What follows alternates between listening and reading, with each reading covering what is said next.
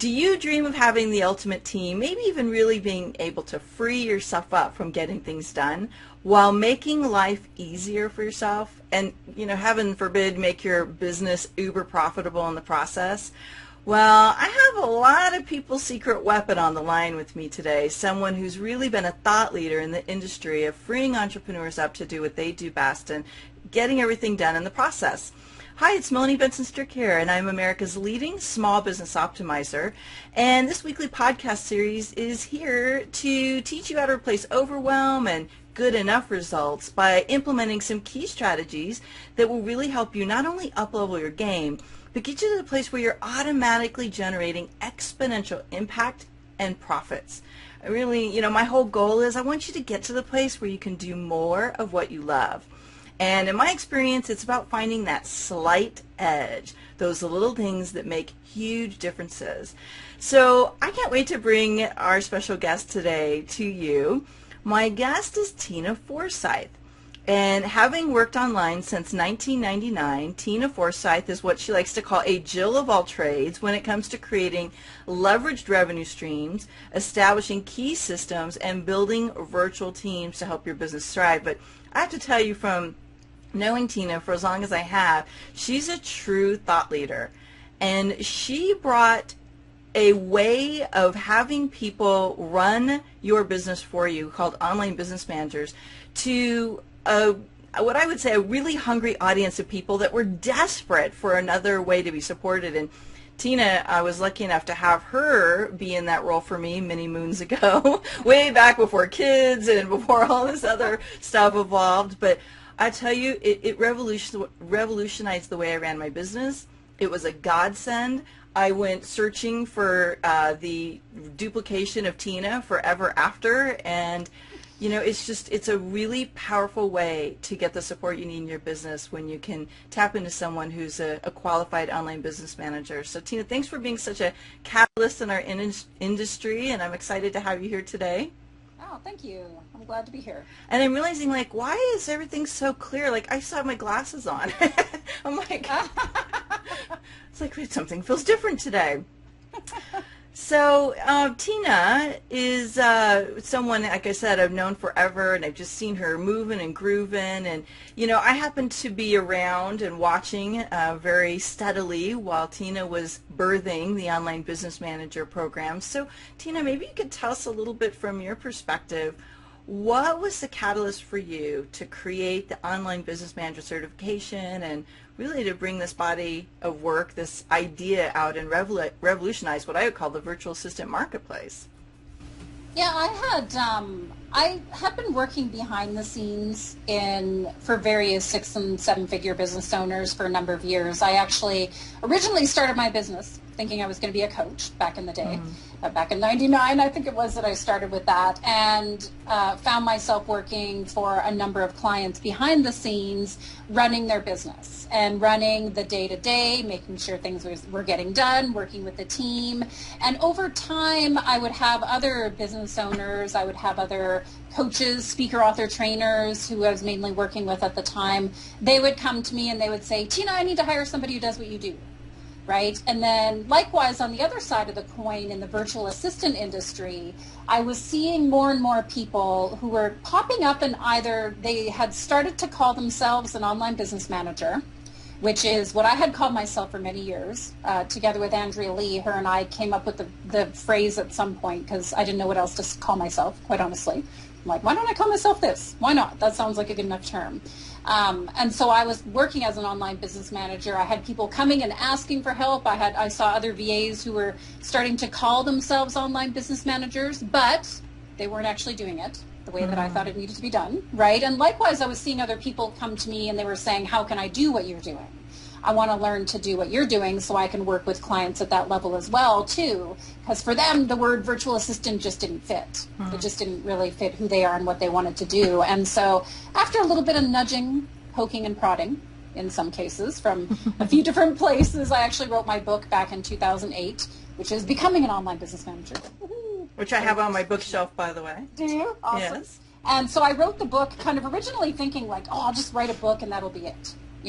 Everything they need to know is in there. They can run off and, go be an OBM now, just that simple.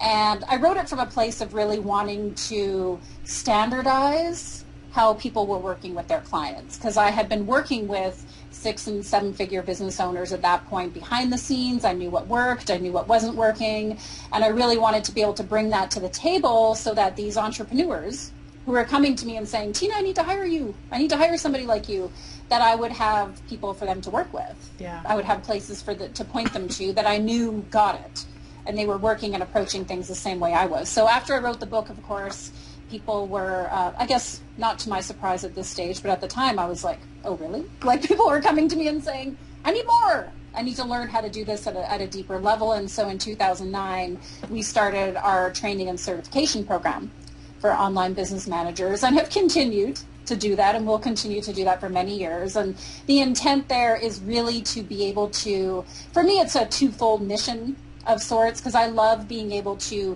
give support to entrepreneurs such as, yourself, Melanie, and other people over the years, of course, who are at that stage of growth where they need someone who can plug into their business day to day, manage all that back end stuff, make sure things are getting done.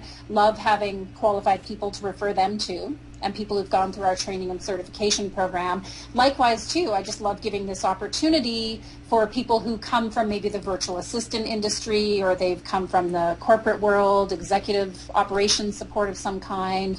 They want to be able to support high-end clients and work with clients at a higher level and work beyond kind of the title of being a virtual assistant. They want to really partner with their clients and be in it with them. And so it's been a lot of fun. Yeah, and it's been extraordinary to see the shift in a lot of people who are in the virtual assistant marketplace, or in the, maybe the operational management side of things, and they're able to have a structure around what they do now. People like myself can say, oh, that's what I need, rather than hunting the marketplace for weeks and weeks and months and not really understanding what you're looking for. But I think also you've also helped people who are virtual assistants understand better what entrepreneurs like me need. And I think that's a big part of what's missing, is there becomes a point where just doing what I'm asked to do isn't enough. People like me need someone who can really take ownership and like those really powerful words, Melanie, I've got this. It's like we need people to say that and be able to really follow through and execute on that.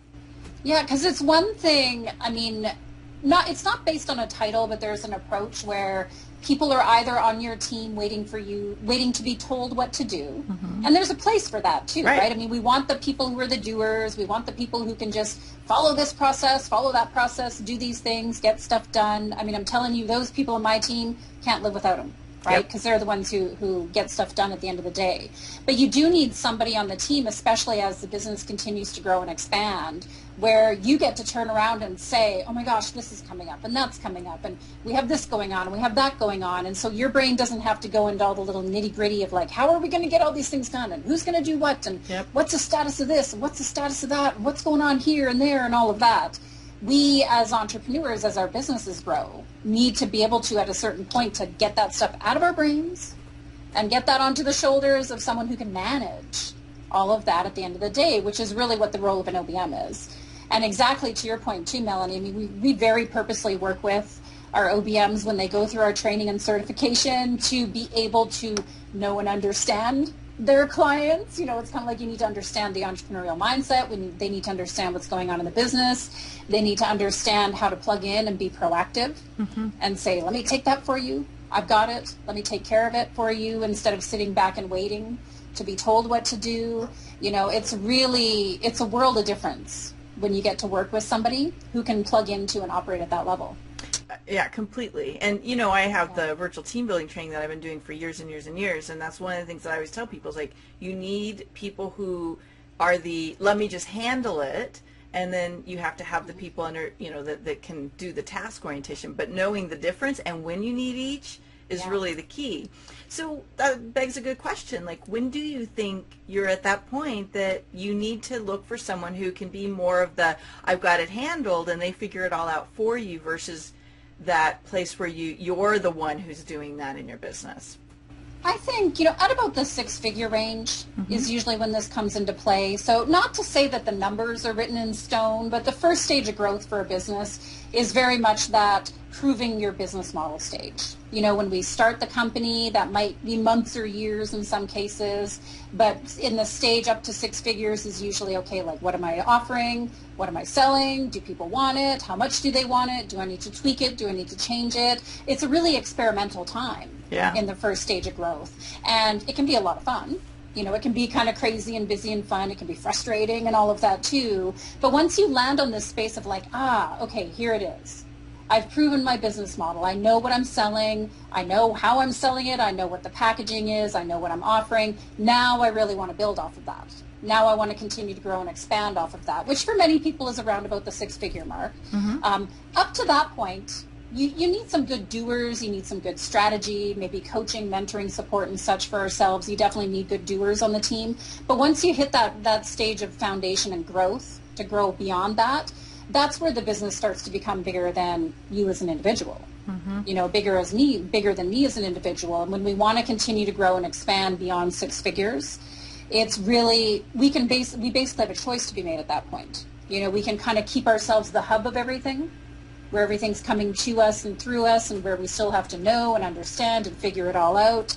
Or we can look to purposely have the business, the team, the systems around us, the right people and the right structure around us to lift us up instead. I'm the ultimate recovering control freak in my company, by all means, because I used to do all this stuff behind the scenes for my clients. And when I shifted my business model back in 2009, and I really decided to focus on, okay, I am going to be a training company now. No longer going to be an OBM. It was no longer me kind of doing my service-based business. I shifted my business model. At that point, it was quite funny. My coach at the time was like, Tina, you need to hire your own OBM. I'm like, oh, go figure, right?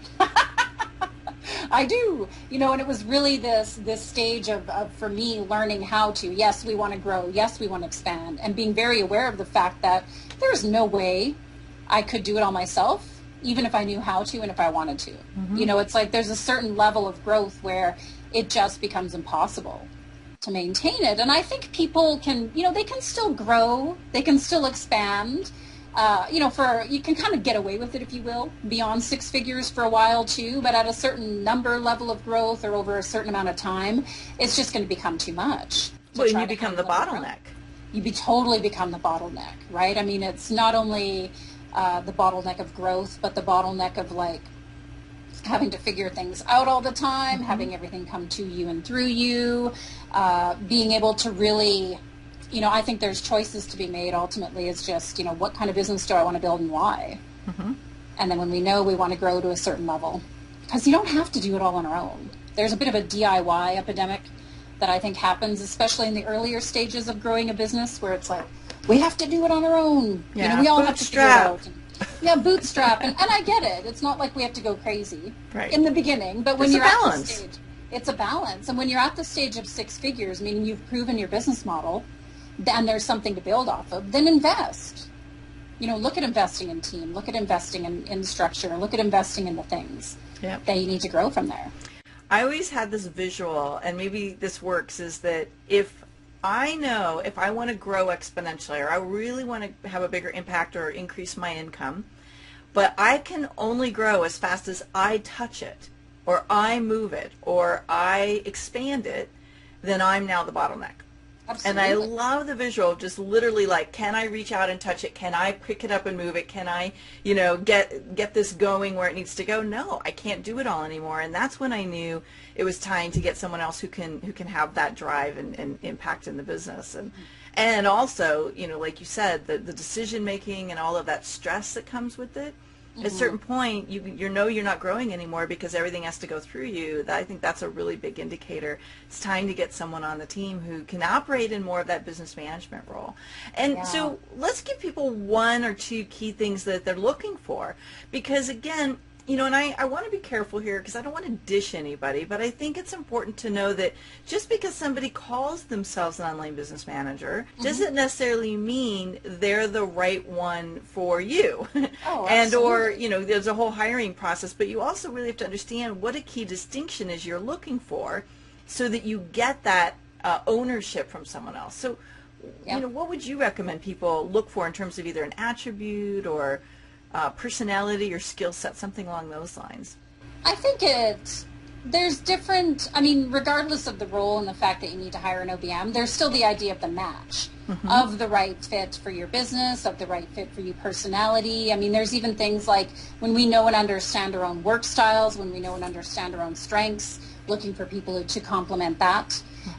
Regardless of that, though, too, is if you know you're moving fast and you got, a launch a month, and there's a whole bunch of things going on, and you already got a bunch of team, and you need somebody who can plug in and just jump right in and away they go, then you need somebody who's got a certain level of experience in working with clients already, right at this level. If you're just getting, you're just at the six-figure range, you're ready to grow, but, you got a little bit of breathing room, got a little bit of figuring it out as you go yourselves, then you may not need somebody as experienced. You may not need somebody who's going to cost as much up front, right? I mean, you can have a little bit of room to grow. I would look for somebody who's trained and certified, ideally. Of course, I'm a little biased that way, but but I'm a little biased from the perspective of I want them to know and understand the role of an OBM. I'm also a huge fan, too, if you want to ask people what their goals are for their company and for their own growth. You don't want to, when you're looking to hire somebody to be an OBM, you don't want to find somebody who's looking to build their own empire. And yes, what I mean by that is that there's certainly people out there who will call themselves online business managers, but they're actually building like a multi-VA based team, or they're building a team-based business, or in some cases they actually want to be coaching. They might want to be you.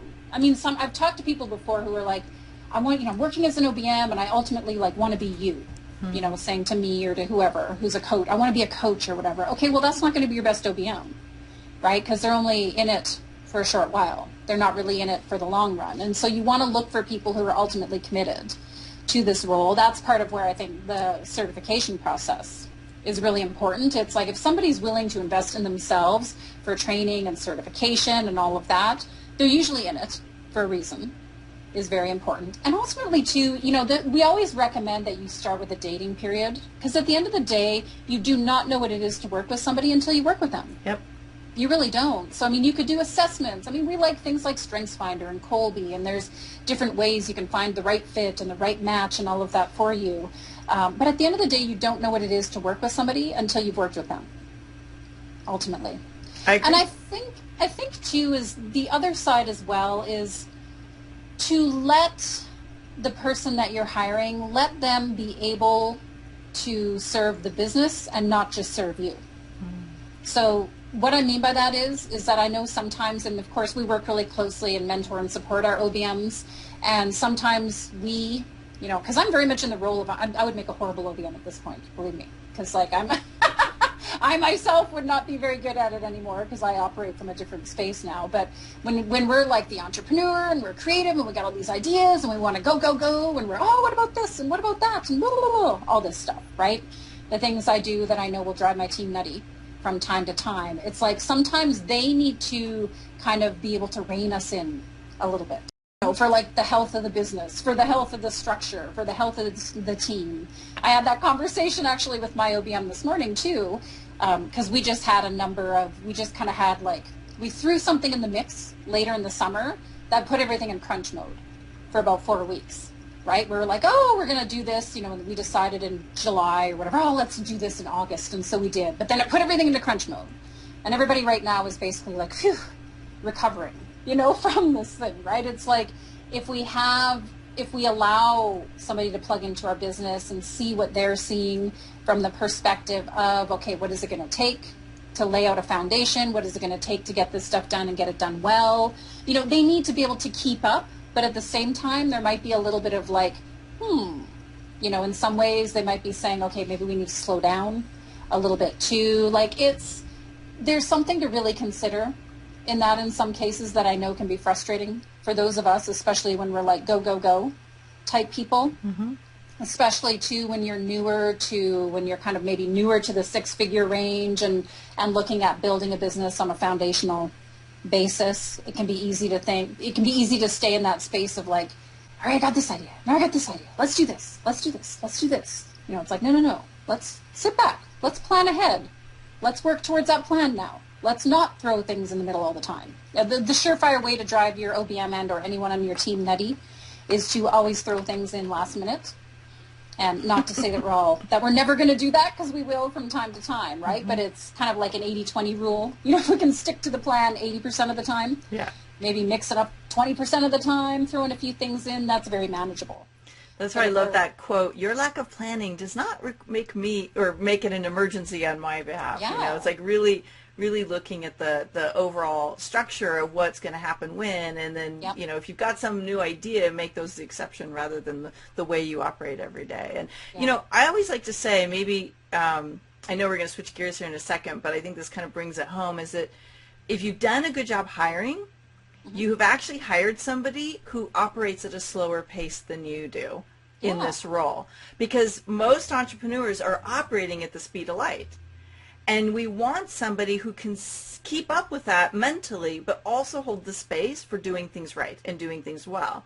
So typically an OBM is actually going to move, or people who are the doers and the implementers, they're going to move at a slower pace. And instead of seeing that as wrong or bad or frustrating, we as leaders have to learn how to adapt our thinking and respond differently to that. Wait a minute, that's going to take more time than you said. Or, you know, like, really, I think we've done a good job hiring if we found someone who operates at a slower pace than we do. I've seen Barbara Corcoran speak a couple of times. I think it's been a few years now, but I remember she shared about this idea of the expander and the container, right? And every business needs the expander and the container. And in her company, that, you know, she had a real estate business and such for years, there was her and there was a key woman on her team who was her container. So she was the one who was like, ideas and this and that, we're going to go here and there. And then this gal would be like, all right, okay, let's think this through. We can't do all that at once. You know, we got to decide what comes first. If you want to pop this in the mix, then this is going to get bumped back. You know, it's kind of almost a bit of a reality check sometimes. Yeah, well for some said. of us, and it's so, you know, this, and not to, you don't want to be like this, right? Button heads, you know, but in some cases it should be like this. Yeah, it should be like this, and it might feel a little bit sometimes where you're just like, oh, come on, I wish we could all get it done today, you know, but that's just not the way it works. And real sustainable success is not going to move like up to six figures. We can kind of wing it. We can kind of be like, I'm doing this, woohoo! You know, beyond six figures, you can do that to a degree too, but that's not ultimately sustainable. Right. We want to be able to look to build, you know, purposely look ahead, make decisions, and build towards that. And the more we can do that and keep the business in proactive mode instead of reactive chaos mode all the time, is going to lend itself to not only success for the business, but really being able to work well with anyone on your team. Yep, I love it. Well, let's switch gears and go behind the scenes a little bit with Tina. And I always think it's helpful when somebody has grown, obviously, so successfully and moved up into six figures and seven figures. Like, what is the trick? You know, how do you make it work? What are the big pitfalls, and what do you do to avoid them? So I'm curious, what's been probably your number one challenge as you've become a training company and you are experiencing such massive growth? I would say for me, it's probably been a couple of things. It's, you know, when I call myself the recovering control freak, is being willing to let go of stuff. It's one thing to know that we need to let go of things. It's another thing to actually let go of certain things. I mean, I really realized in the first year that I had Tiffany, who's still my online business manager. She's more or less the VP of everything at this stage, but she helps run my businesses. The VP of everything. You know, when Tiffany, the first year that her and I worked together, one of the toughest things for me, quite honestly, was all of a sudden she knew things about my business that I didn't know anymore. And I was no longer like the smartest person in the room, so to speak. And there was a moment, I distinctly remember this moment at one point where I was like, there was something Tiffany was taking off my plate and she did it better than me. And there was a part of me that was like, no, I need to take that back, or it's mine, or whatever. And it was kind of like, no, there's sometimes there's a real personal journey, like a deeper journey that comes into play with the role we play in our own business and being able to really make sure that we don't get in the way of our own growth in some cases too. Once I kind of got over that to a degree, and I'm in this space now where I'm like, oh, I'm so glad that people are smarter than me on my team, because then I don't have to know everything anymore. Like, it's a really, really powerful thing. The other thing too is just really not, when I talk about that reactive versus proactive, I mean, up to six figures in the first year or two that I was in six figures, I would very much operate from like we're doing this. We got this launch. It's done. Okay, what next? Oh, well, let's do this now. Okay, what next? What next? What next? And so it was kind of this, like, you get this whole roller coaster thing that goes on. And that can be a little bit addictive to run the business that way, right? It can be a little bit addictive to be like in chaos mode, to jump in the morning. And I don't know what's coming up. I don't know what's going to land on my plate. And on one hand, it's annoying, but on the other hand, it's like, woohoo, sort of thing. I'm really good at jumping into a mess and cleaning it up. I mean, as a default, I'm really good at that. So the business was kind of run from that perspective for the first couple of years. And it's been a real exercise for me for my own business, to really purposely plan forward and to stick to that, right? To know when something new needs to come into play versus when to just, okay, let's stick with what we've been doing. This works. Let's stick with it. We don't have to reinvent the wheel all the time. We don't have to have everything new all the time. We don't have to throw this, and that into the mix all the time. I made a really conscious decision a couple of years ago to not throw the baby out with the bathwater, so to speak, because there was a point in time where I'm like, all right, we got this going on. I'm kind of tired of this. I want to do something else, kind of thing. And my coach at the time was like, well, you can't throw the baby out with the bathwater. Like, how do you take this thing that you've created already, set it up so that it can continue to run and grow without you, so that I can focus over here on the new thing that I was working on at the time. And it was kind of tough because my inclination was like, go, go, go. But it was like, all right. I mean, my business literally there's divisions of my business that can run without me at this point. I'm there. I show up for the pieces that I want to be there for. Mm-hmm. Our entire OBM division of the company, the program's automated. It runs on its own. We run mentorship programs that, of course, I participate in, but I'm not the only person running them. A lot of the enrollment and everything, a lot of the marketing, that stuff all happens without me now in the company. And that wouldn't have been the case if I was still if I hadn't taken that moment to kind of pull back and go, okay, wait a minute. What do I want this to look like moving forward? And that can be hard. Yeah. That can be hard in the moment to do that. I feel like you're saying a lot of the things that I say or that I've gone through and that my clients go through. So I'm excited for people to hear this from someone besides me. Yeah. And you hit on something a minute ago that I think is so pivotal. It's really the whole focus here of the work I'm doing these days in this podcast is optimizing. Don't just throw everything out. Don't keep recreating the wheel, but figure out what works and then how do I do more of it? Like, how do I make it work better? And I'm curious, if there was one thing that you think optimizing this part of your business really made a huge difference, like it was almost that game-changing moment, what would it be? Oh, for me, when I took my online business manager, the training certification that I'd run, this was about, I want to say 3 years ago now. Yeah, it was about 3 years ago now. Where I had come up to the point where we had been teaching the program live. It was an intensive week-long training that we would do virtually. We would do it twice a year. And honestly, I got to the point in leading the training where I was like, if I have to keep saying this over and over again, I'm going to poke my eye out with a fork. Like I was just tired of it, right? Yes. It was kind of like, it was just like, okay, I'm saying the same thing over and over again. Like there's got to be another way to do this. And we decided at that point, it was like, let's see if we can automate this training and still have the same kind of experience for people. Because I didn't want it to turn into like a shelf help program, like, I don't know, something behind me, like a package that somebody would get that they never open. Yeah. So how do you leverage your time and automate it without losing the ability to get people to complete things? Yeah. And so that's exactly what we did. I mean, we set up the program to be it's a 90-day program. We set up the system to be automated so that there's triggers and there's follow-up if somebody they're not jumping in and doing the training. We can tell if they're participating or not. If they're not, it triggers us to follow up with them. So it's not just like they'll get a reminder email, and if they're still not doing anything, they'll get a phone call kind of thing, like, hey, we see you're stuck, etc. With that, we still have some one-on-one outreach, group calls and things that we do throughout the program. It's actually worked out really well. At the time, it was pretty risky because it was like, is this going to work? It was kind of like putting everything on the line in a way. But at the same time, it's worked out really, really well. And I honestly don't know if I had to personally keep teaching that program, like if we hadn't shifted the model, I'm not going to say that I wouldn't have the business today, but it wouldn't have freed me up to do other things. Well, and that was my next question. So obviously it frees us up to do that. What did you have or maybe what was the next vision, or what was what came out of that space that you created that made it so worthwhile?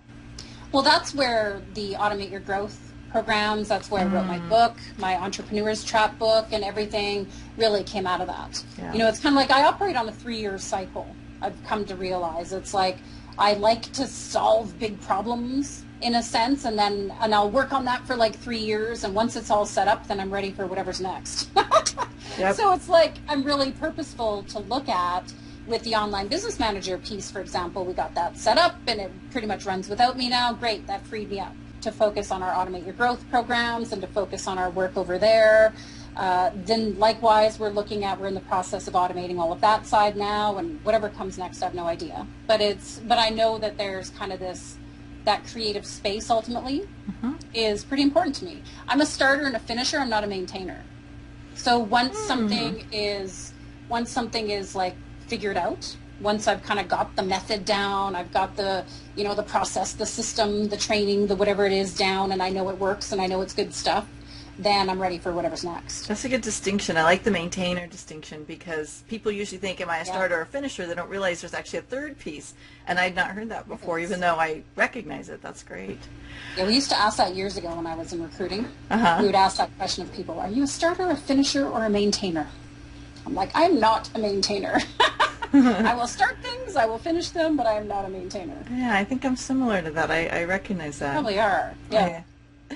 So what is a mantra or a quote that keeps you inspired and playing on fire? And, obviously there's probably challenging days, so, something that really lifts you up.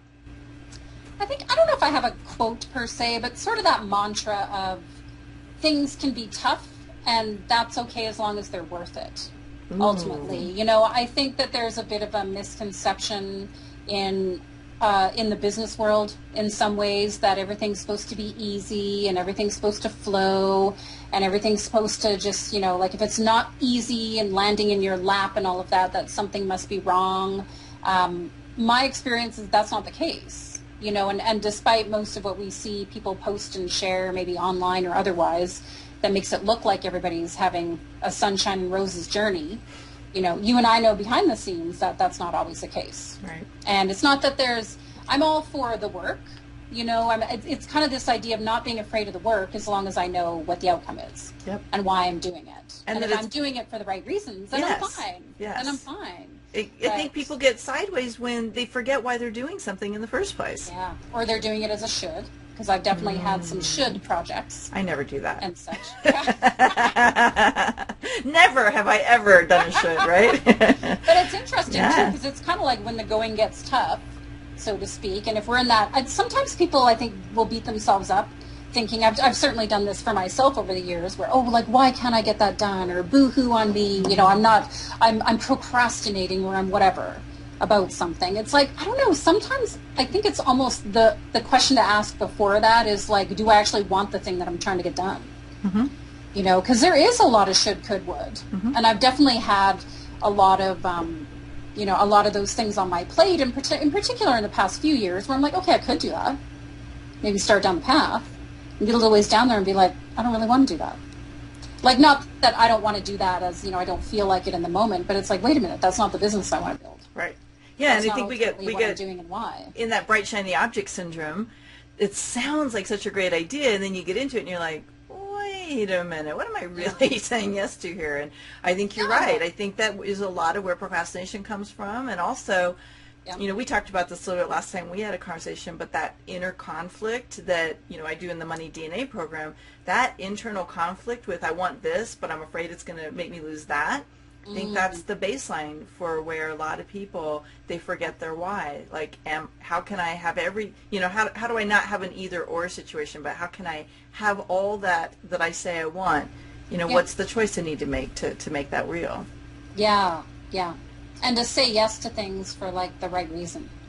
Not just because, oh, sure. Like, at the end of the day, I could do pretty much anything.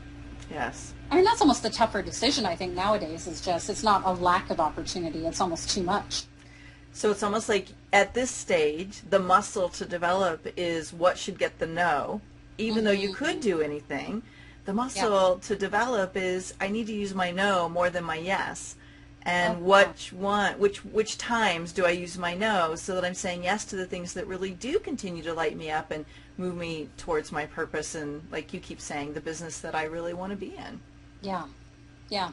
I mean, you've definitely done that. I have a feeling, though, that with all this leverage and you figuring out how you want your business to look, that there's some new things that might be evolving for you and your future. Yeah. In some ways, I don't even know what they are. Yeah. Like it's kind of interesting to me because I'm at about that 3-year cycle of sorts again too, right? But the bigger picture of my why that I'm really clear on, whether it doesn't matter what the business is, I'm always really clear on the fact that I like to create something and then I like to look for a way for it to continue without me. Right.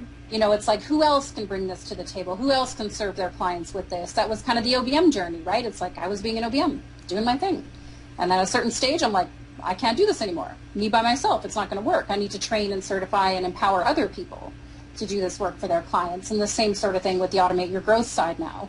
We're looking at a few different, playing with a couple of things to kind of continue to expand and grow that side above and beyond me, delivering, doing the work and leading the charge, so to speak. So that's always really exciting. Well, I hope we've inspired people to come and get themselves an online business manager, or if you already know that you want one, that you have a place to go look for the people that are certified and trained and really are playing the game at a level that feels like, hey, I can really let go. Where can people find out more about the OBMs that you've trained? If you go to obmconnect.com, that's a website, that's our association where all of our certified OBMs live. So there's a few different ways to connect with people there. Great. Definitely. Great. And Tina, thank you so much for being here today. I always love hearing your perspective because I feel like I'm talking to myself. I know. But yet you do play such a big game, and there's so much we can learn from you on the journey. I hope everybody will reach out and connect with you. And if you come to the show page here, you'll also see that we've shared all of Tina's connection opportunities with you. Follow Tina, check Tina out.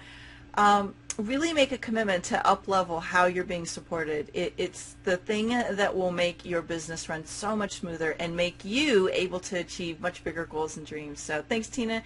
Bye, everybody. We'll see you again next week.